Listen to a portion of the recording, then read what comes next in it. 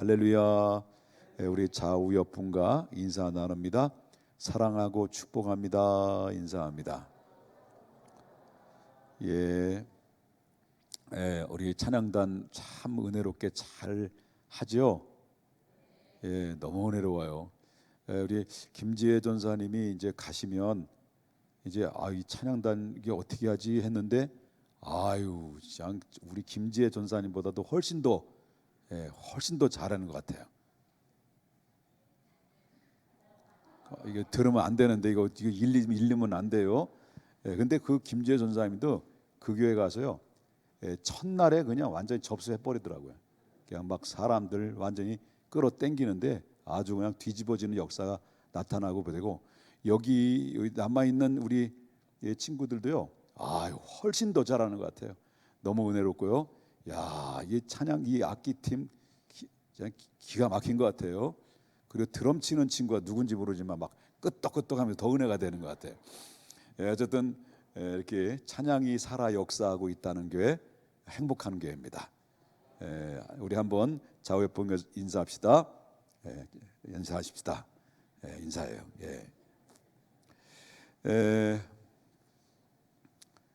2025년도를 많이 얘기하죠.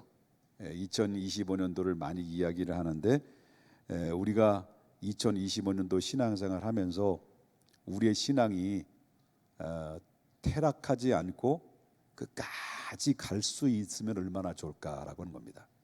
또 하나님은 우리의 믿음의 신앙이 끝까지, 다시 말한다면 시작부터 마치는 그 시간까지 가면 갈수록 퇴락하지 않고 끝까지 가는 사람을 하나님이 형통케 하셨던 것을 성경에서 많이 보게 되죠.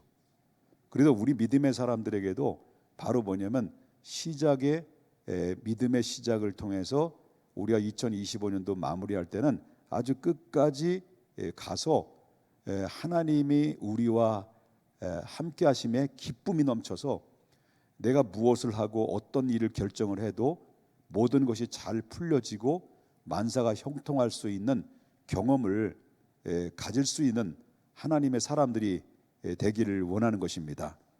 그런 분들이 바로 저와 여러분이 되시기를 주님의 이름으로 축원합니다.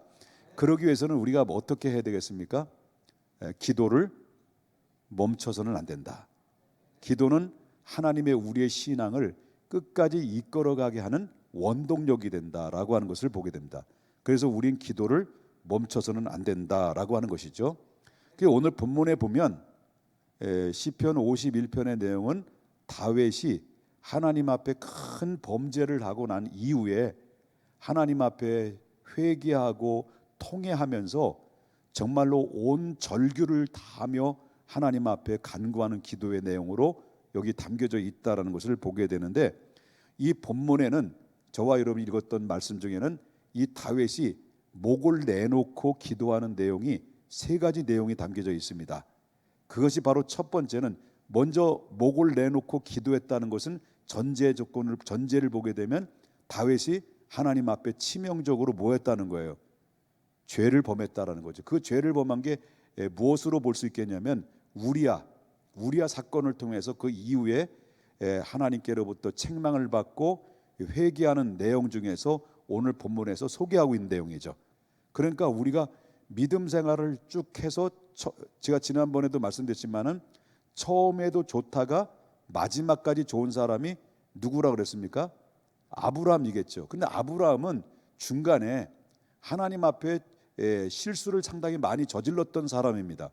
그럼에도 불구하고 아브라함은 믿음의 줄을 놓지 않고 믿음의 끈을 놓지 않고 끝까지 붙들고 나갔기 때문에 바로 마지막의 종국에는 이 아브라함은 믿음의 조상이라고 하는 엄청난 영예를 얻었던 것을 우리가 볼 수 있다는 거죠. 우리는 믿음 생활할 때 이제 2025년도 12월 달에 송고 영신 예배 드릴 때는 정말 여러분에게는 개개인마다 간증의 역사들이 많이 있어질 줄 저는 믿는 것이죠. 근데 우리가 살아가다 보면 간증의 역사가 있기를 기대하는데 우리 중간중간마다 우리 신앙생활은 반드시 위기는 찾아올 것입니다. 시험거리도 찾아올 것입니다.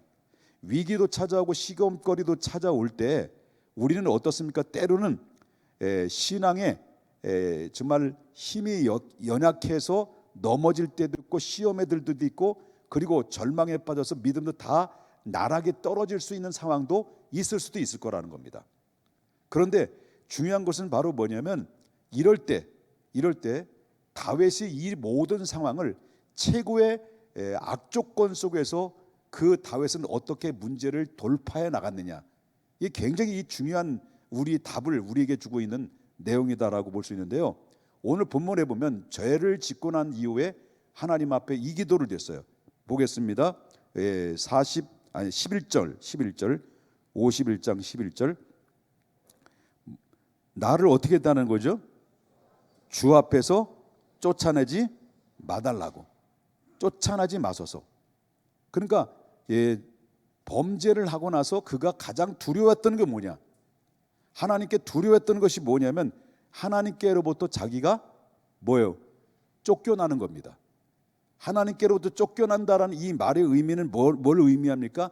하나님으로부터의 관심, 하나님께로부터의 관심과 보호로부터 바로 뭐냐면 차단되는 걸 말해요. 여태까지는 하나님이 보호해 줬어요. 하나님의 관심을 가지고 계속 시선을 멈추지 않고 우리를 바라보시고 불꽃 같은 눈동자로 우리를 보시고 주님의 날개알 우리를 모아주셨단 말이에요.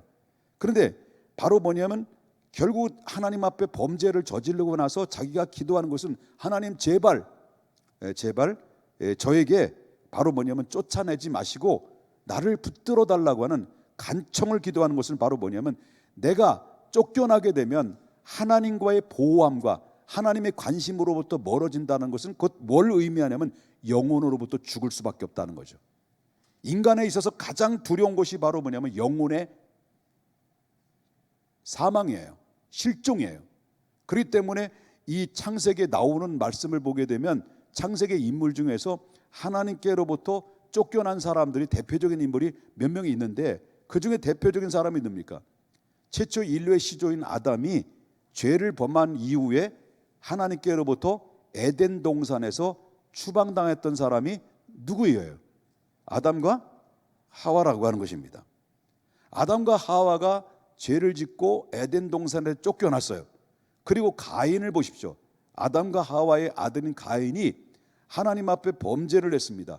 자기 동생을 바로 쳐서 죽였습니다. 살인자가 됐습니다.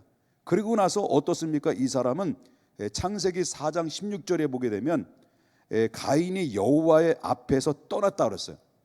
여호와 앞에 떠나가지고 어디로 갔냐면 에덴 동쪽 노땅으로 갔단 말이에요. 그러니까 실질적으로 볼 땐 하나님의 여호와를 떠났다는 것은 하나님의 사정권 안에서 벗어났다라는 거예요.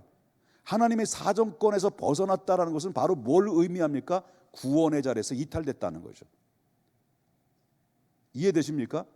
그러니까 이 하나님을 떠남으로 말미암아 노 땅으로 가서 에덴 동편 노 땅에 가서 그 가인은 죄의 악을 누룩처럼 퍼뜨리는 원흉이 돼버리고 말았다라는 것을 우리가 보게 된다라는 것이고요.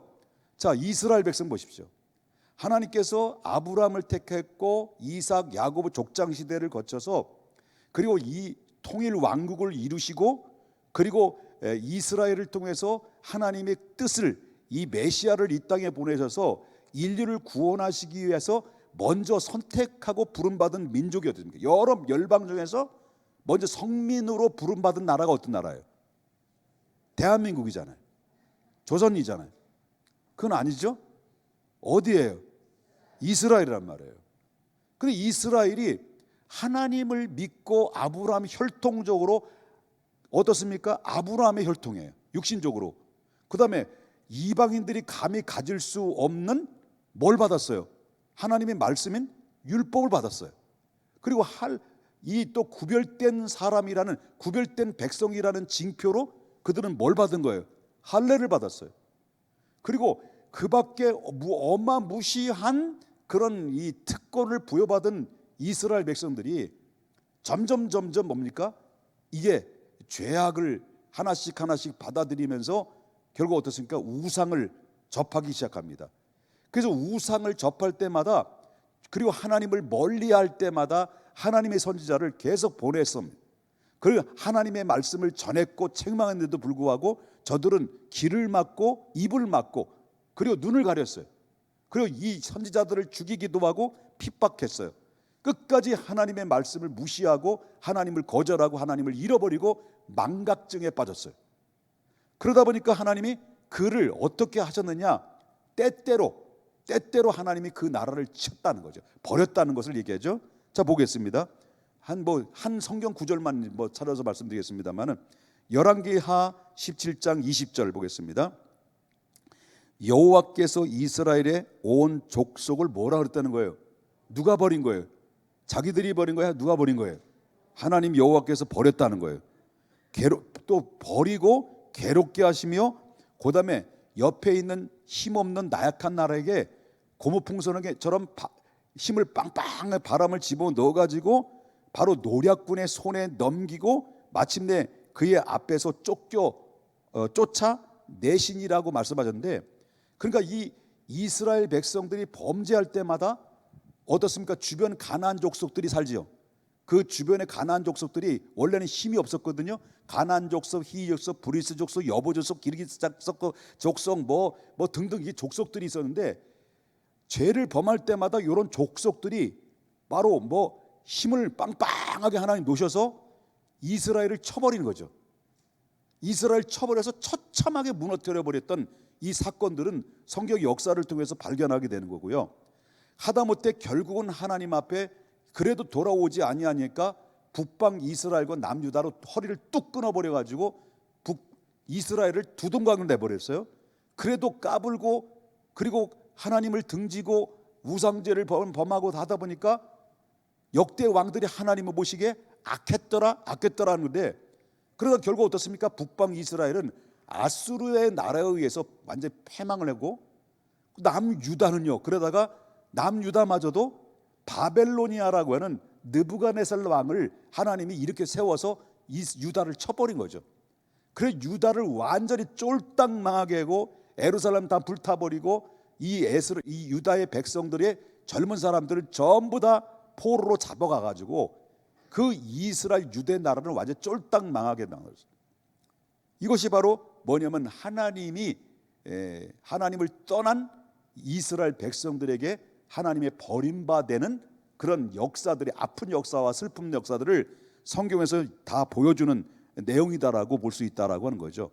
자, 우리가 이 말씀을 보면서 저와 여러분 2025년도에 시작하는 가운데서 물론 믿음으로 하나님의 형통을 바라보며 나가야 되겠지만, 또 한편으로는 하나님 앞에 두려운 마음을 가지고 있어야 되는 게 바로 뭐냐면 그것은 하나님과의 교제가 단절될 것이다라는 이 두려움을 가져야 된다는 거죠. 내가 어떻게 하느냐, 어떤 각오를 가지고 있느냐에 따라서 하나님과 나와의 친밀한 관계를 통해서 내가 형통한 삶으로, 형통한 한 해를 바로 믿음으로 출발해서 하나님의 축복의 결실을 얻는 주인공이 되느냐.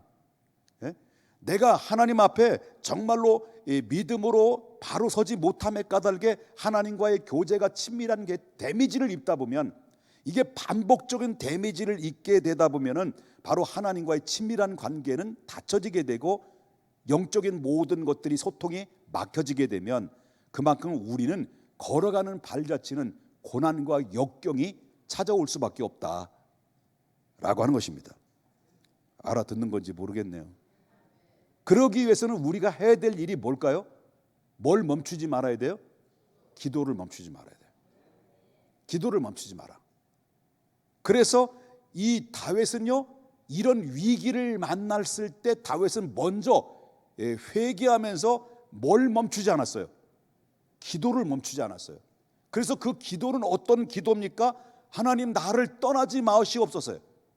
하나님, 내가 범죄했습니다. 내가 압니다. 내가 잘못을 압니다. 하나님, 나를 떠나지 마시옵소서. 내가 다 알지만은 그러나 하나님, 나를 제발 떠나지 마시옵소서. 하나님을 떠난다는 것은 하나님과의 교제가 단절된다는 것이고, 하나님과 단절된다는 것은 내 영적으로 죽는다는 의미입니다. 그러니 나 두렵습니다.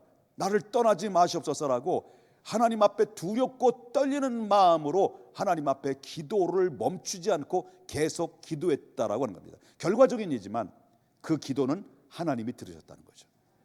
그리고 결과적인 얘기지만 하나님께서는 결국 이 다윗은 그 회개를 받으시고 그 이후에 이스라엘 나라는 다윗을 통해서 태평성대를 이루는 엄청난 역사의 흔적을 남긴 위대한 거성이 됐던 것은 바로 뭐냐면 이 결정적인 실수와 가오를 인정하고 하나님 두렵습니다. 내가 죄로 말미암아 하나님이 나를 떠날까 봐 두렵습니다. 나를 떠나지 마시옵소서라고 기도를 멈추지 않고 영적인 민감함으로 하나님의 관계에 민감함으로 하나님의 관계에서 단절될까 봐 하나님과 친밀한 관계에서 멀어질까 봐 두려운 마음으로 하나님 앞에 절규하며 기도했을 때 그 다윗은 가장 절망의 나락에 빠진 흑암 속에 음부 속에서 하나님께서 그 기도를 들으시고 그를 다시 끄집어내서 광명한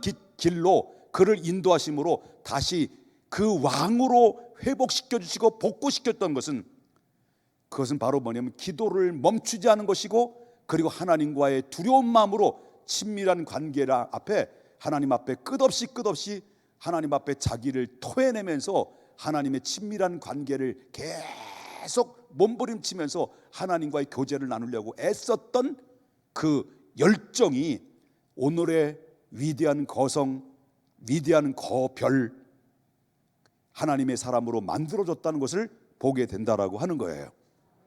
우리도 마찬가지입니다. 우리는 어떻습니까?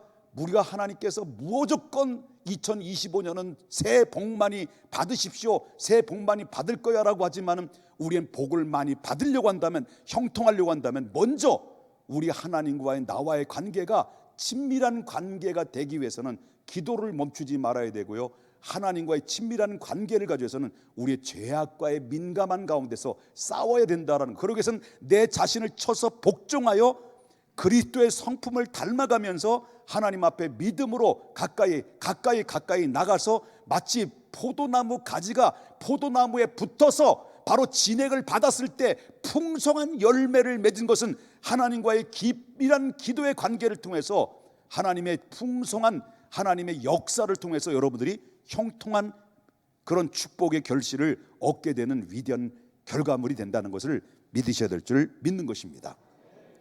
두 번째 기도의 제목이 있습니다. 그 기도는 어떤 기도냐면 보십시다. 뭐라고 나오냐면 11절 보겠습니다. 나를 주 앞에서 쫓아내지 마시고, 그 다음에 뭐라고 그래요?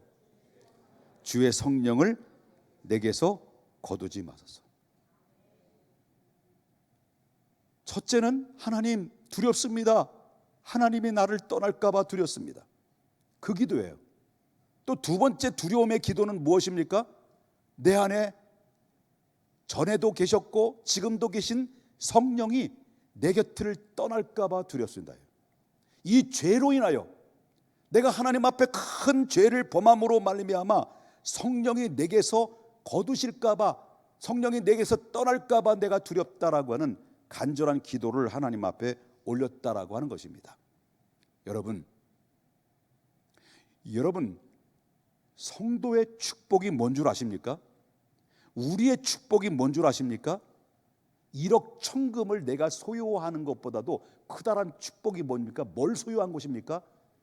내 안에 성령이 계시는 거예요. 이것처럼 우리에게 커다란 축복은 없다라고 하는 것입니다. 성도의 큰 축복은 우리 속에 누가 함께 하시는 겁니까? 성령이 함께 하시는 겁니다. 영접하는 자, 곧 그 이름을 믿는 자들에게는 하나님의 자녀가 되는데, 하나님의 자녀가 되는 이 권세는 바로 누가 내 안에 존재했기 때문에, 바로 누구든지 예수를 성령이 아니면 내가 주유는 그리스도시요 살아계신 하나님의 아들입니다라고 고백할 수 있는 이 고백은 성령이 우리와 함께 하시기 때문에 가능했다는 거예요. 우리가 주님을 영접함과 동시에 내 안에 누가 존재하고 있습니까? 옛날에는 나만 존재했습니다. 옛사람만 존재했습니다. 이제는 내 안에 누가 들어오셨습니까? 성령이 들어오셨습니다. 누구든지 내 말을 듣고 나를 보내신 이를 믿는 자는 영생을 얻었고 심판에 이르지 아니하나니, 사망에서 생명으로 이미 옮겨진 하나님의 백성들은 이렇게 되기까지는 성령이 그 동시에 예수님을 받아들이는 동시에 내 안에 이미 존재하고 있다는 것은, 여러분, 내가 수천만억의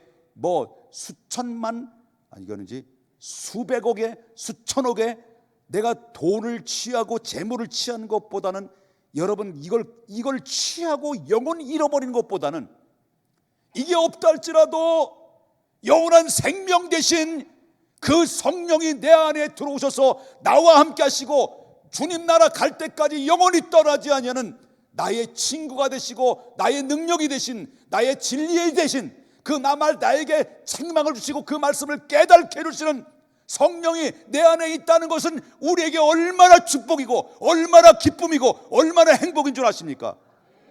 우리는 이것이 우리에게 주신 하나님의 축복이 우리를 잊고 살았다는 것을 우리는 가지고 있어야 된다는 것을 믿으셔야 될 줄 믿는 것입니다. 그러므로 여러분, 요한복음에 보십시오. 세상 사람들은 이거 몰라요. 예수 그리스도를 믿는 사람은 이 기쁨과 이 특권이 어떤 것인가를 몰라요. 보십시다. 요한복음 14장 17절을 보겠습니다. 그는 누구라 그랬습니까? 예수님이 보혜사 성령님을 보내신다고 약속하실 때 그 성령님은 어떤 분이냐라고 말할 때 그는 무슨 영이라고 그랬습니까? 진리의 영이랬습니다.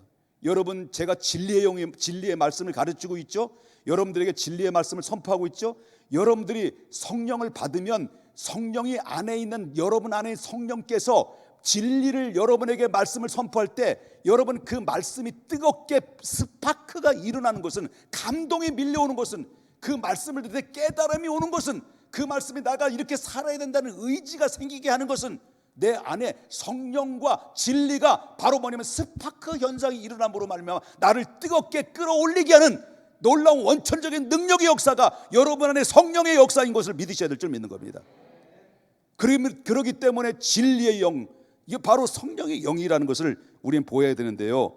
이 성령의 영은 세상의 능력이, 그 세상인 그 능히 그를 받지 못하니 이들이 보지도 못하고 어떻게 알 수 있겠느냐. 그런데 누구는 안다는 거예요. 그러나 너희는 그를 아나니 그는 너희와 함께 거하시며 너희 속에 어떻게 된다는 거예요? 계신다는 거예요. 예수님이 올라가시고 제자들에게 앞으로 임할 성령은 너희에게 영원히 떠나지 않을 것이다. 모든 족속으로 제자를 삼아 아버지와 아들과 성령의 이름으로 세례를 주고 내가 너희에게 분반 모든 것을 가르쳐 지키게 하라. 그 다음에 뭐라고 말했습니까? 볼지어다 내가 세상 끝날까지 누구와 함께 한다는 겁니까? 우리와 함께, 나와 함께 한다라고 하는 것입니다. 잊지 마십시오. 내가 감지하든 감지하지 못하든 간에 바로 성령은 내 안에 존재하고 계시다는 것이죠.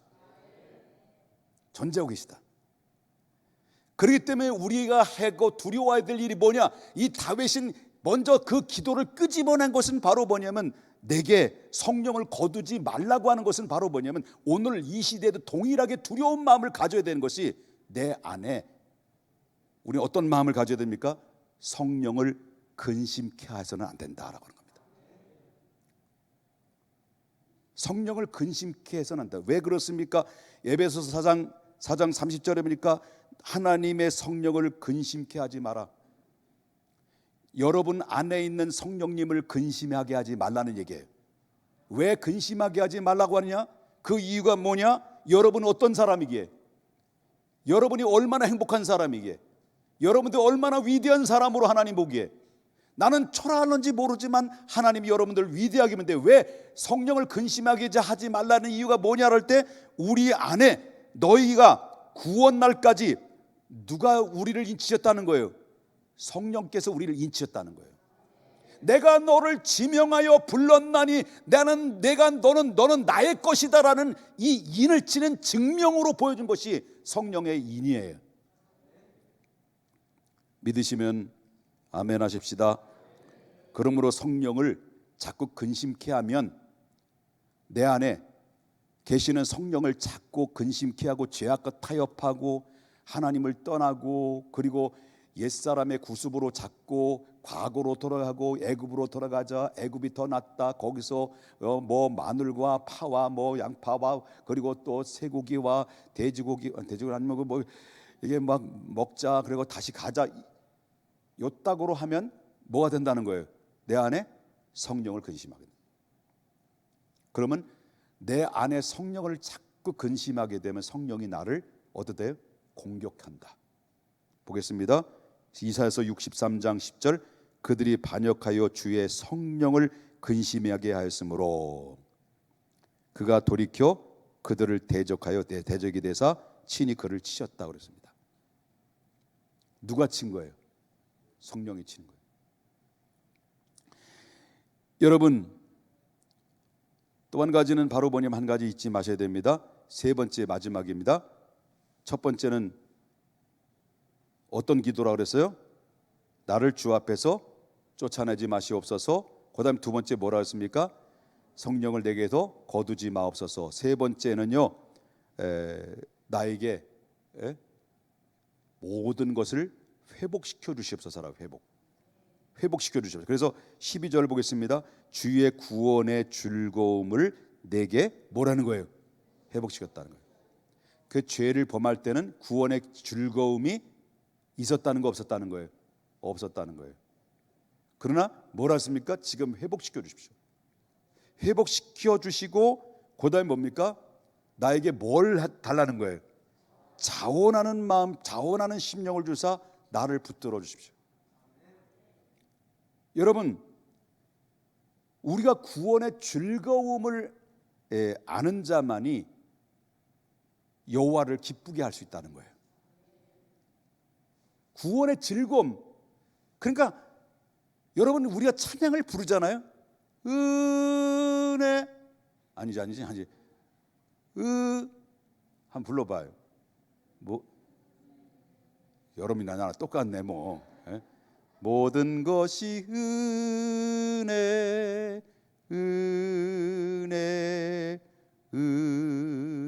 자 여기까지 여기 그만 에베소 2장 8절 너희가 그 믿음이 먼저입니까? 은혜가 먼저입니까? 은혜. 너희가 그 은혜로 인하여 믿음으로 말미암아 구원을 얻었나니 행위에서 얻은 것이 아니라 하나님 주신 선물이기에 우리는 정말 하나님 앞에 말할 수 없는 은혜를 입은 구원받은 백성이 됐어요. 이 구원받은 백성이 이 구원의 기쁨을 가지고 살아야 되는 것이 정상 아니겠습니까? 너무 구원받은 거 기뻐서 내가 구원받은 은혜가 감사하고 감격스러워서 이게 차원하는 마음이 생기는 게 아니겠습니까? 내가 구원받은 기쁨과 감사와 그 은혜를 모르면 그 자원하는 마음이 생기겠습니까? 아니죠.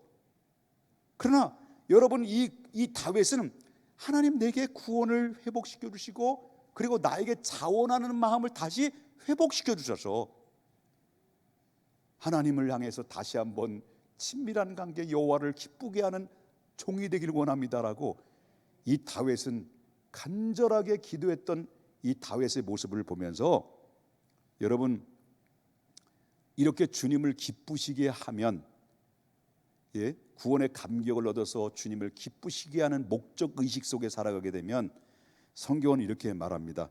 시편 4장 7절에 주께서 내 마음에 두신 기쁨은 무슨 뿜? 기쁨. 기쁨은 뭐라고 그러는 거예요? 그들의 곡식과 새 포도주가 풍성할 때보다 더하다. 뭐예요? 구원받은 기쁨.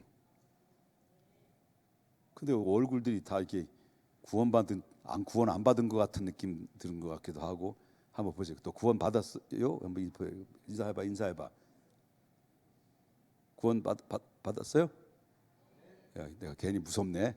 질문하니까 보세요. 여러분 자원하는 마음은 우리가 어떻게 합니까? 주님을 기쁘시게 하는데 주님을 기쁘시게 하는 일에 자원하는 마음을 한 가지 예를 든다고 한다면 바로 바울이 이렇게 얘기해요. 고린도후서 9장 7절입니다. 각각 마음에 정한 대로 할 것이요 뭐라 그랬습니까? 인색함으로나 억지로 하지 말지. 자, 여기까지. 여러분, 하나님이 나 한 사람 구원하려고 하나밖에 없는 아들을, 보좌에 계신 예수님을 이 땅에 내려 보냈어. 그리고 나 한 사람 죄를 구원하기 위해서 나를 대신 십자가에 내어 주시고, 그 대신 핏값을 주시고, 나를, 하나님이 당신의 자녀로 나를 부르시고 자녀 삼아 주셨어. 삼아 주셨는데, 아까도 얘기했잖아.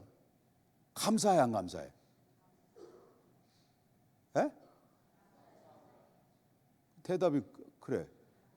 감사해 안 감사해? 얼마나 감사해. 너무너무 감사하지. 겁나게 감사해요. 이 은혜를 생각하면, 아까도 찬양할 때 얼마나 막 눈물이 나오는데 눈물을 감추려고 막 억지로 참냐고 혼났어요. 왜냐면 옆에 사람이 아유, 사나이가 눈물이 많아 그럴 것 같아서 참냐 고생했는데, 여러분 얼마나 감사합니까? 감사하면 나를 구원하신 은혜에 자원하는 마음으로 하나님 앞에 나가는 게 정상이다라고 하는 것입니다. 그 자원하는 분 나가는데 인색함으로 가겠습니까? 인색함으로 가는 게 아니죠. 보세요. 인색함으로는 억지로 하지 아니 하나님은 즐겨내는 사람을 어땠습니까? 사랑하신다 그랬습니다. 제가 설교 좀 더 해도 돼요? 예. 뭐 바쁘시면 그대로 있으세요. 제가 뭐 팔불출 얘기 또 해, 팔불출 짓도 해야지 뭐. 목회를 하면서 지금까지 하면서 개척에 그냥 미쳐 있어가지고 돈도 없고 또 전세도 아니고 월세 사는 사람이 개척의 은혜를 받아가지고 가슴이 뜨거워가지고 어떻게 할 수 없어가지고 교회 개척하자. 결혼한 지 5월 5일 날 결혼해가지고 11월 달 개척의 은혜를 받아가지고 그래가지고 개척교회를 하자 해서 1986년도 신학교 3학년 때 돈도 없으면서 주여 없지만 오병이어의 역사는 있지 않습니까? 믿음 대단했어요. 그래가지고 300만 원 가지고 있는 그 보증금 가지고 하겠습니다. 강대상 없어도 됩니다. 그냥 하겠습니다. 전하겠습니다. 뜨겁습니다. 불입니다. 지금 되는 게 없습니다. 그래가지고 개척 장소 얻으려고 저기 이 온양부터 걸어서 버스 정례 내려가지고 다 뒤지고 그래가지고 어디까지 갔냐면 안양의 군포까지 뒤지고 사사 뒤지도 그 돈 가지고 개척할 교회 장소가 없더라고요. 그런데 어느 날 이 군포에 다 언덕에 가는데 어느 순간 저 원래 다리가 좀 그때는 제가 체중이 57kg밖에 안 됐어요. 이렇게 나를 그렇게 너무 그렇게 잘 먹은 돼지처럼 이렇게 보지 마시고요. 57kg, 59kg 뭐 이렇게 왔다 갔다 했으니까요. 근데 그때 당시 다리가 이따시만큼 분 거예요. 알타리 조선무. 버가지고 퉁퉁 버 있더라고요. 그러면서 그런데 왜 이렇게 피곤하고 몸도 아프고 그런데도 다리도 아픈데도 그렇고 개척한다. 나는 하나님 말씀을 전하는 사도다. 사도 뭐 종이다. 사자다. 막 이렇게 이런 말 가지고 막 뜨거운 마음이 있으니까요. 힘든데 힘든 것 같지 않고. 근데 뭐가 기쁘고 뜨겁고 감사하고 그러다가 노래 한 마리가 딱 나오더라고요. 유행가. 주께서 내 길 예비하시네. 주께서 내 길 예비하시네. 그만 여기까지. 집에 가야 되니까. 그러다가 내려오다 또 한 바퀴 쭉 가다 군포에서 내려오다가 쭉 왠지 모르게 다 뒤졌는데 송탄도 뒤졌는데 서정리를 안 뒤졌어. 그 가보니까 지하에 한 20평짜리가 나 있고 교회 자리인데 그 왼쪽에는 살림방, 그다음에 나온 강단 나오자마자 강단. 그래서 거기에서 300만 원을 보증금에 월세로 해서 얻었어요. 그리고 지금 왔어. 지금까지 오면서 내가 집사람에 대해서 고생을 너무 많이 시켰거든요. 전 재산을 다 털어가지고, 그리고 신혼이라는 것도 모르고 그냥 거기서 애 생겨가지고 지하에 그냥 완전 지하에서 연탄 보일러, 그것도 죽는 줄 모르고 거기서 큰 놈을 낳았으니 이렇게 고생 엄청나게 많이 했죠.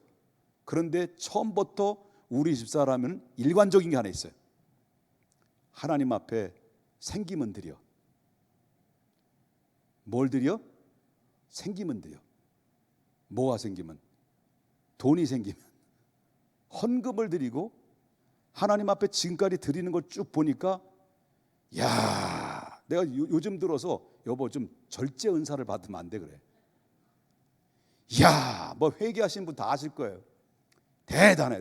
여보 우리 은퇴 좀 냉겨. 그래도 주구장창 그냥 드리는데 드릴 때 얼마나 행복해하는지 몰라요. 나 지금 8불7이야. 그러면서 제가 은혜 받아요. 우리는 교회 건축하다가 빚져가지고 빚에 잦아졌지. 건축하다 헌금하다 빚에 잦아졌어.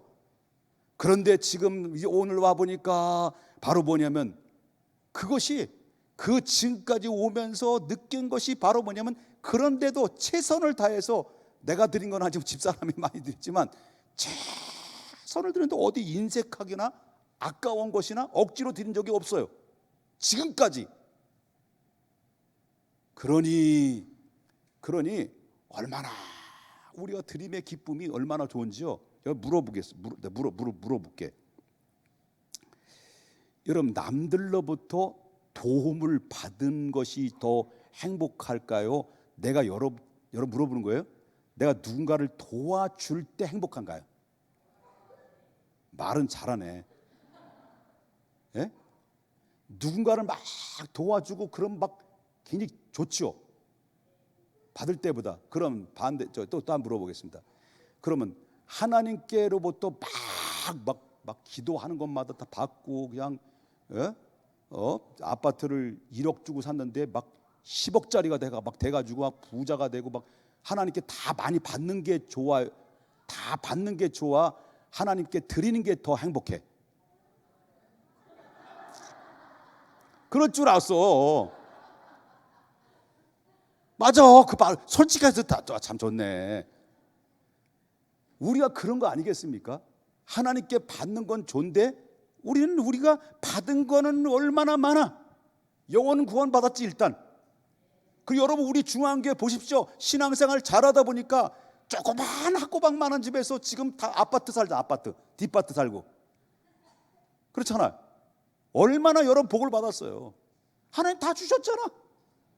구원의 은총도 주셨고, 그리고 또 뭡니까? 떡두깨비 같은 가시나들도 죽고, 아니 그 떡두깨비는 아니고 하나님이 많이 줬잖아. 예? 얼마나 기뻐. 그래요? 다 줬단 말이에요. 누구도 줬어. 아들도 줬어. 아들도. 누구 아들? 하나님의 아들. 누구에게? 나에게. 십자가에 피 흘려 죽으실 만큼 다 줬어. 근데 우리가 드리는 거, 자원하는 마음으로, 나에게 자원하는 마음을 얼마나 인색합니까? 얼마나 인색해요. 조금 기도하자 그러면 조금 생색나고. 여러분, 하나님 앞에 드리는 헌금 보십시오. 세월이 20년 전에 드리는 이 10,000원, 20년 전에 드리는 헌금 1,000원, 그래도 10,000원 내면 또 구역 예배 또 9,000원을 거실러가. 야, 진짜 인색함이 보면 기가 막혀요. 헌금 보면 기가 막혀. 야, 이 정도냐? 우리 교회 우리 집사람은요, 우리 교회에서 최고 많이 하는 게 소원이야. 근데 요번에 2등 했대. 그래서 억울해가지고 지금 내년에 또 1등 하겠다고 지금 그걸 빌렸어. 그분이 누군지 모르지만 참 괜찮은 분인 것 같아요. 여러분 보세요. 드릴 때 안 아까운 거야. 인색함이 억지로? 이거는 억지로 인색하면 하나님의 은혜를 제대로 알았을까요? 하나님께 받은 건 좋지. 얼마나 하나님 앞에 감사하고 막 그럼 좋아합니까? 근데 드리면 밀도 계산이 팍팍 돌아가죠. 여러분 잘 들어야 됩니다. 지금은 잘 먹고 잘 살 수 있을지 모르지만 내가 받은 은혜에 따라서 내가 하나님 앞에 드림에 있어서 하나님 앞에 자원하는 마음으로 인색하면 인색할수록 하나님도 나를 향해서 인색하시다는 것을 알아야 된다는 거예요. 얼굴이 참 왜 그렇게 이 말 들으니까 또 얼굴이 또 왜 그러셔요 또. 자, 솔직하십시다. 받은 은혜 2025년도 그대로 하나님 앞에 복을 받으려면 세 가지 끌고 가십니다. 하나님, 내가 하나님과의 멀어질까 봐 두렵습니다. 내 안에 성령이 떠나실까 봐 두렵습니다.